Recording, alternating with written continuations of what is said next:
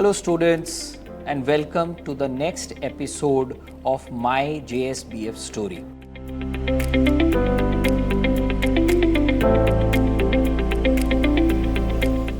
The story revolves around a program which is not new to us.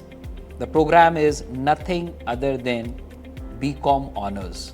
I myself is a BCom Honors graduate who passed out in year 2000 from a government university. Today, my guest who shall be interacting with you is herself a BCom graduate, and she is also the professor who is now teaching at the Jindal School of Banking and Finance and is a co-chair of our BCom Honors program. Since this program has been revolving for ages, it has gone a lot of transformation in terms of curriculum, in terms of preparedness for future, and therefore I felt it is a die-hard need today that all of you who want to make your career in the field of finance and looking forward for a degree in BCom Honors must watch this insightful video, because we are going to discuss something what makes BCom Honors program so unique in Jindal School of Banking and Finance at OP Jindal Global University. So introducing the speaker, I would like to tell you, you have to listen to it very carefully. The person whom I am going to introduce is Professor Neha Malik. Professor Neha Malik is a PhD from IIT Delhi. Mind you, IIT Delhi. Then she did her MCom from Delhi University in 2018-20. She is a BCom Honors graduate from Delhi University in 2015-18. So as students passing out class 12th, most of us aspire to get admission in nothing less than Delhi University. Am I right? So imagine you have professors like them who are shaping all of you at the School of Banking and Finance over here at JGU. Professor Neha completed her PhD and she did her PhD in corporate finance and sustainability. So friends, let's welcome Professor Neha to our next episode today, and let's hear from her what makes BCom Honors so unique, so interesting at the Jindal School of Banking and Finance. Thank you, Mr. Vikram, for inviting me here. I am actually honored to be a part of your story and to share my insights with the upcoming batch of BCom Honors. We definitely look forward to hear as much as possible, because this degree BCom Honors has got a lot of transformation. Exactly. I remember when I passed out 25 years ago, in my BCom Honors degree, there were total 18 subjects which I studied in 3 years. Today, I see at the Jindal School of Banking and Finance, we are teaching almost 6 subjects in one semester. Yes. Am I right? Yes, so exactly. I am totally amazed to listen what Professor Neha is going to tell us about the BCom Honors program. Over to you, Professor Neha. So BCom Honors is our flagship program, the flagship program of Jindal School of Banking and Finance, where we have taken the traditional BCom that you and I did at our times, right? And we have restructured our curriculum in such a way that, it fulfills the modern need. It just do not fulfill what academia has to offer. It actually fulfill what professional life has to be. Like, for example, we have incorporated subjects such as finance, accounting, economics, general management, and the subjects like emerging tech. For example, like I did my PhD in sustainability. You said it is a buzzword, right? So we have included various subjects such as fintech, such as sustainability in our curriculum to make it ahead of what other courses and what other schools, what other universities are offering. And we also restructure our program time to time. We have a policy of continuous evolution and evaluation, where we have a team of dedicated experts and the industry level experts as well, which see that the course curriculum that we are following, it is not just on the basis of past trends but also on the basis of what future has to offer. So we also restructure our curriculum.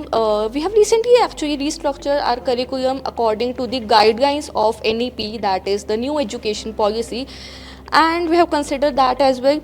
One another important consideration for our BCom Honors program is that we prepare students for a certification degree as well.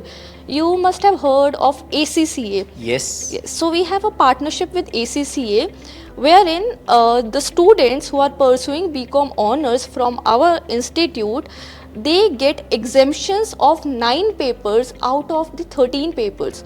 Out of 13 papers, Out of 13 if papers. anybody is pursuing BCom honors at Jindal School of Banking and Finance, they would be getting 9 exemptions. Right? So they only Wow, have students, I can't ask and I can't expect anything more. Please, I would love to hear more about this ACCA thing now. Yeah, so ACCA is basically, it is a certification program, right?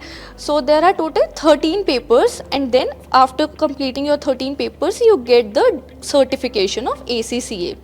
Now, if you are doing BCom honors, the first 9 papers are completely exempted. So students who are inclined to pursue ACCA in the future, they will get exemptions of 9 papers, and they have to apply for only 4 papers.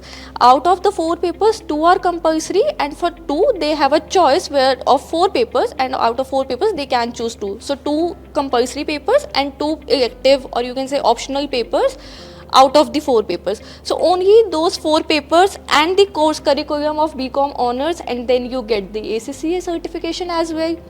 See, I really get jealous because these things never existed when we passed out. Yeah, we actually focused on only the bookish knowledge, or you can say the academia, if I could say this. But right now we are not preparing them for academia only, we are preparing them for their financial, for their professional future as well. That's so important. My next question to you as a professor is, in a course like BCom honors, we often see students coming from science background also, trying to make, those who don't want to do engineering, but in class 11th and 12th they could not go back to their parents and they had to forcefully take PCM. But now if a student is coming in BCom honors and if they have not studied accounts and economics, they definitely carry some phobia in their mind. They are being discouraged that, oh, it is going to be too tough. So how you as a professor and your other fellow colleagues handle such kind of anxieties from the mind of students who come from non-commerce background? So this is a very important question, I must say.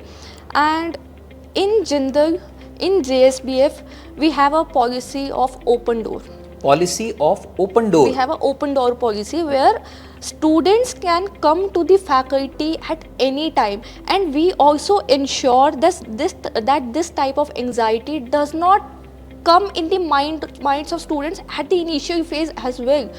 So we actually interact with students after the class, before the class, during the class, and we make sure that they are able to understand all the foundations from the very start.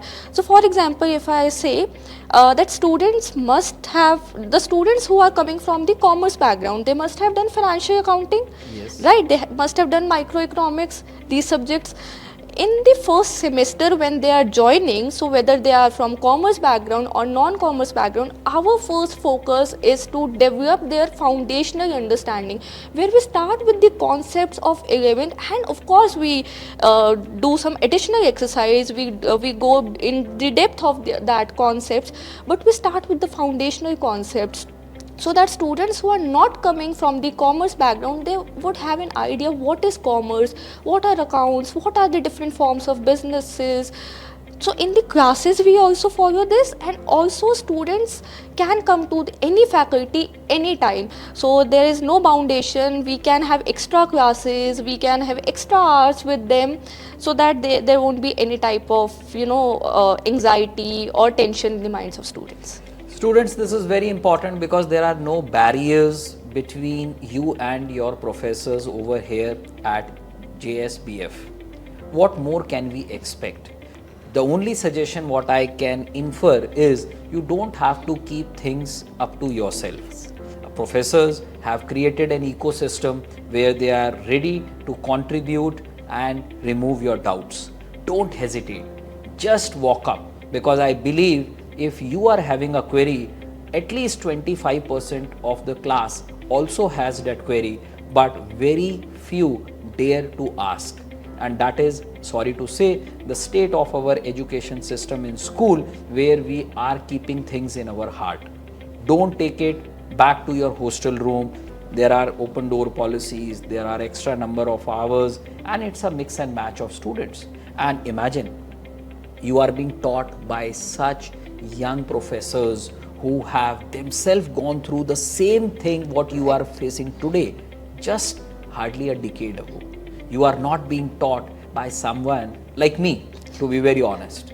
But then, don't let these kind of issues come in your mind. My next question to you, I would like to understand in a brief, small paragraph about the program overview with respect to the new national education policy.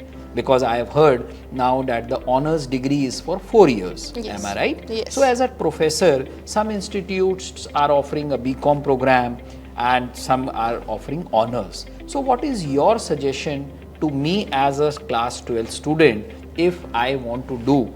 Should I go for an honors degree? And if yes, how it is going to add value to my profile? To answer your first question, should you go for an honors degree or not? I would say yes. At my time also there was BCom program and BCom honors. I chose BCom honors because I wanted to do that, and that is what makes all the difference, I would say. But the problem, Professor Neha, is today that the tenure of 1 year, many students and parents are thinking in that ways that, oh, I'm investing 1 more year. They are not understanding what is the value proposition. So if you can elaborate something on this part which can help our viewers today to understand what exactly this 4th year shall be adding as a value. Okay, so in our course, that is the BCom honors we are talking about, first of all, as per the new education policy, a student has to do a minimum of 180 credits over the 4 years of his journey at JSBF, right? So total credits are 180, right? Total credits are 180. Okay. Now, out of the 180 credits, these credits can be done through core and elective courses, first of all. So, where in the first 2 years, we focus majorly on the core courses, that is developing the foundational base. And then after the core courses, there are also electives. There are school electives. School elective means the electives offered by JSBF, that is Jindal School of Banking and Finance. For example, we have electives on management consulting, we have electives on investment banking, insurance, financial modeling, and students can also opt for cross electives. Cross elective? Yes. What is this? It's quite interesting. So, as you know, in the Jindal Global University, there are total 12 schools. Yes. Right? So, a student can opt for an elective from any of the 12 schools, be it from governance and public policy, be it from journalism, be it from psychology. So, I may be a student pursuing BCom honors, but I may take a subject of law also. Yes, exactly. That you can do. You can take a subject on psychology if you want. You can take a subject from governance and public policy if you want. There are various courses that are very good courses that are offered by I think this is a very unique initiative because finance has a lot to do with law. Yes. Finance has a lot to do with the policy making. Governance, right? Of course. So this is quite interesting. So this way you get a holistic picture, right? Your decision making skills will improve, your overall development will happen. You are not just focused on banking, you are not just focused on finance, but there are various other subjects which you can master, and this will help you to understand where you actually want to go in future, right? Then we also promote industry internships. Okay. We also have research projects, the independent research project where a student is working under the supervision of a faculty member. So which year does this research project generally starts? I would say that students should start this after at least completing their first year, because so that they would get an idea of what research is and if they want to go into that profile or not. Absolutely. Is that their piece of cake or not? Yes, exactly. If they want to go into research analyst profile, if they want to do something in industry, if they want to do something in academia, so they would have a better understanding of what they want to do in future. That's so important. My next question, students and parents are many a times confused between taking a job or going for higher studies. Yes. Personally, I have come across many parents who feel that a BCom degree, a standalone BCom degree is not good enough to go for a job. However, I totally disagree, because I have seen students with a BCom degree doing wonderful in terms of either their company profile or even if their packages. Yes. Am I right? Yeah, of course. And but again, our country is so diverse, so it is not easy to digest change. Right. It always bring resistance. Right. So, how do you feel as a professor now that if somebody has done a BCom honors degree from the banking and finance school over here, should he or she think of going for a job, number one? And if somebody is thinking of opting for a job, how is the industry acceptability for a fresher? So we at JSBF and in this program, we equip students with, you can say, the decision making skills as well as the analytical skills. How the analytical skills? We have various courses on Python, on R. You teach Python and R in BCom as well? Yes, we have elective courses. Okay. Those students can take Python, R, and we also incorporate the MS Excel, MS Excel in basics and advanced into the core finance concepts. So we're not teaching finance like in blackboard only. So we are actually teaching what finance is in reality, how companies actually manage finance by doing it in various softwares. So we are equipping students with the analytical tools as well, so that they can go in the industry if they want. And there are various pathways. They can go into investment banking, as I've talked about. There is a course on investment banking. They can go into consulting. They can go into corporate finance. We have a course on corporate finance. We have another course, advanced corporate finance, where we teach at the advanced level as well. We have courses on risk management. So these are some of the pathways where students can go. If I tell you, recently our students have been placed at EY and BCG. So EY is one of the big four, and BCG is a very big name. I think, friends, students, you can't expect anything more if companies like BCG or ENY are coming and offering a start level profile or an entry level profile to a BCom graduate. And also, if students are willing to do master program, we equip them with the foundational knowledge that is necessary if they want to do postgraduate. So our alumni are actually doing great in the very good top universities globally as well. So they have both of the options with them. It depends upon the preference of the students, I would say, whether they want to go into industry first and have some experience and then do masters later, or they want to go into masters. And I absolutely agree with you. I keep on telling one thing, that friends, by the end of second year, you must take this decision whether you want to go for a job or you want to go for higher studies. Because if you want to sit for an interview, and if let's say BCG or any other company is coming, they are definitely coming with clear expectations in their mind. Your internships, your subjective knowledge, everything will play a role, and therefore thinking and just entering into the placement office. My last question to you is, what is your single most piece of advice for the students and parents who are listening to us today? that is a very crucial point, I would say. To the parents, I would say that choosing a college and a program is one of the biggest investment you would make for your child, right? Do not settle for passive education. first of all see what the program is offering, what the college is offering, what are the courses they are offering, how is it inclined with your future trajectory. See, go through the curriculum, research the curriculum once, and then make a choice. Do not settle for what is passive, what has been done in our time, and just follow that.